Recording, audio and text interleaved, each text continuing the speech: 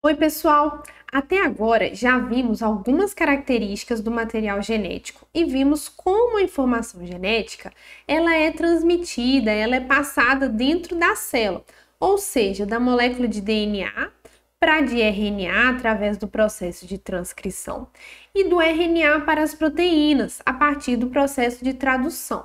E a formação das proteínas é muito importante, já que são essas as moléculas que vão executar as funções dentro da célula. Então a gente entendeu como a informação genética ela é codificada no DNA, lida para RNA e decodificada para proteína.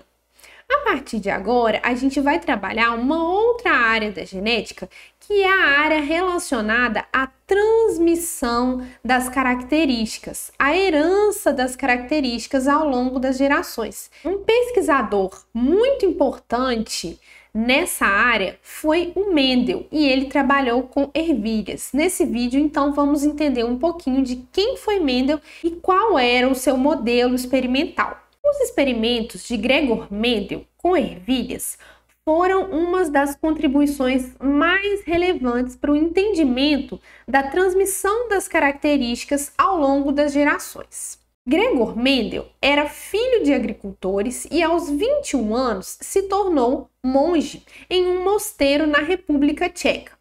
Aqui nós temos imagem do Gregor Mendel e também uma imagem do mosteiro em que ele viveu e realizou os seus experimentos. No mosteiro, Mendel estudou física, matemática e história natural. História natural é o que a gente conhece hoje como biologia. Na época, ela é chamada de história natural. E como Mendel era filho de agricultores, ele tinha um interesse particular pela botânica e pelos cruzamentos entre as plantas. Então, Mendel, dentro dos seus estudos de história natural, de biologia, ele trabalhou muito com a hibridização de plantas, ou seja, com os cruzamentos entre diferentes indivíduos de algumas plantas, dentre elas a ervilha. Mendel cultivou cerca de 28 mil pés de ervilhas entre os anos de 1856 e 1863.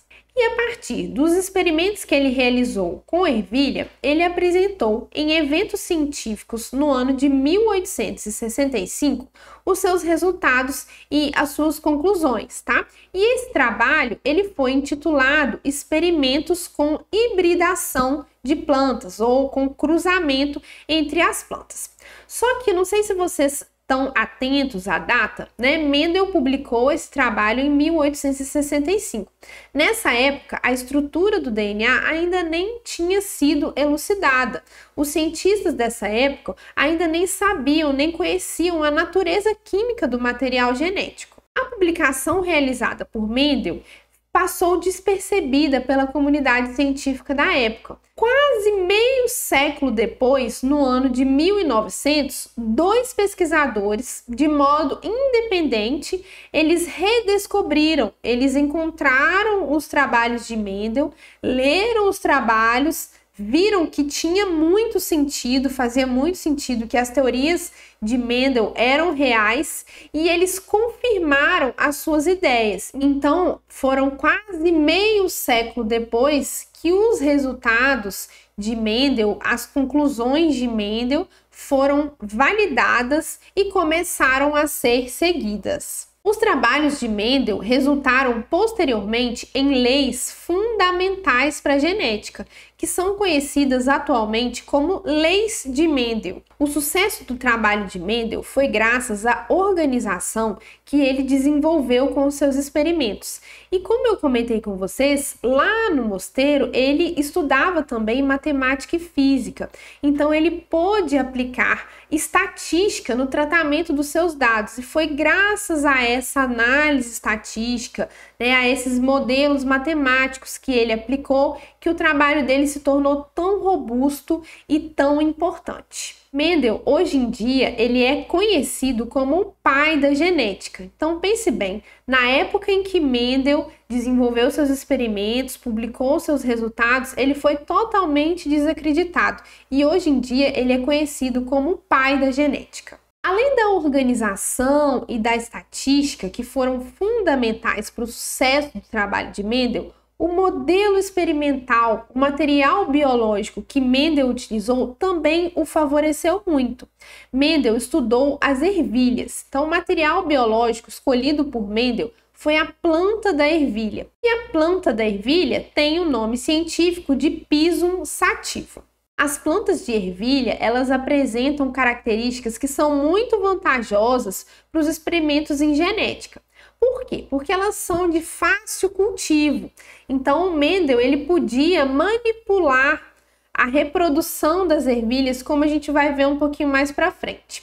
As gerações da planta da ervilha, ou seja, a produção de novas ervilhas a partir de determinados cruzamentos, demandam um tempo curto, ou seja, as gerações são curtas. Então, isso fez com que Mendel fizesse a análise de várias gerações em um determinado período, em um período curto. Então, ele gastou alguns anos, com seus experimentos das ervilhas, mas ele conseguiu avaliar várias gerações de plantas. E além disso, as ervilhas produzem muitos descendentes. Então, muitas sementes, elas são produzidas a partir dos cruzamentos.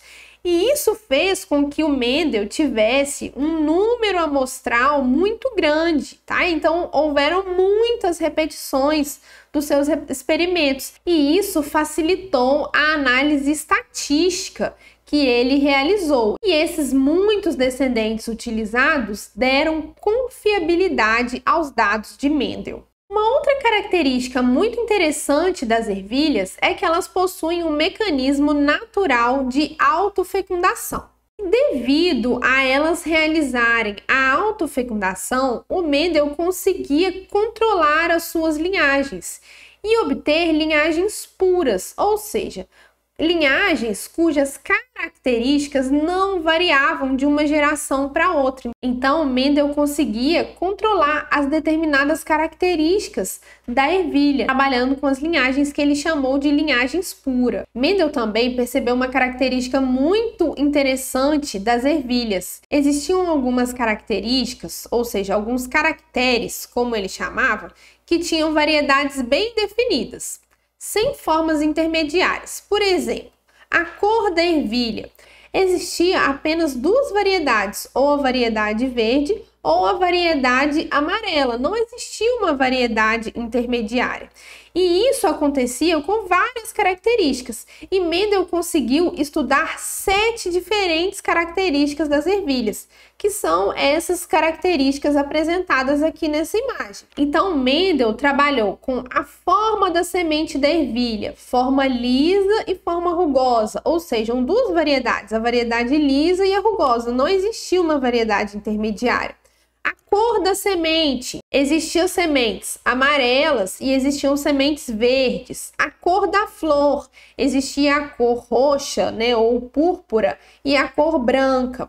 O formato da vagem.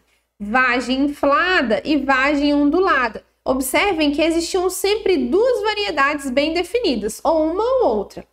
Cor da vagem. Cor amarela e cor verde. Altura do caule, então caules altos e caules baixos. Posição da flor, ou a flor era axial nas laterais do caule, ou a flor era na região terminal do caule, tá? Então, Mendel trabalhou com 7 características das plantas de ervilha e para todas essas 7 características, ele tinha duas variedades bem definidas e isso facilitou a interpretação e também o sucesso dos experimentos de Mendel.